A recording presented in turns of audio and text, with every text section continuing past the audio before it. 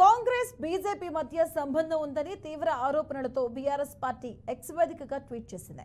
CM Revanth Reddy Delhi పర్యటన ముగిసిన వెంటనే కేంద్ర మంత్రి అమిత్ షాపై పాత బస్తీలో నమోదైన కేసు ఉపసంహరణ జరిగిందని తెలిపారు. ఇక గత ఎన్నికల ప్రచారంలో భాగంగా కోడ్ ఉల్లంఘించారన్న ఆరోపణలతో అమిత్ షాపై కేసు నమోదు అయిందని తెలియజేశారు. ఇక సందర్భం వచ్చినప్పుడల్లా తెలంగాణలో కాంగ్రెస్ బీజేపీ తమ చీకటి పొత్తును కొనసాగిస్తూనే ఉంటాయంటూ విమర్శించింది.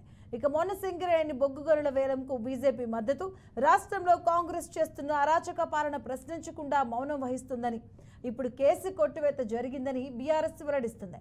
ఇక ఇలా కాంగ్రెస్ బీజేపీ ఒకరికొకరు సహకరించుకుంటూ తెలంగాణ ప్రజలను మోసం చేస్తున్నారంటూ మండిపడ్డారు. ఇక ఈ నేపథ్యంలో మళ్లీ బయటపడ్డ కాంగ్రెస్ బీజేపీ అక్రమ సంబంధం అంటూ బీఆర్ఎస్ ట్వీట్ చేసింది.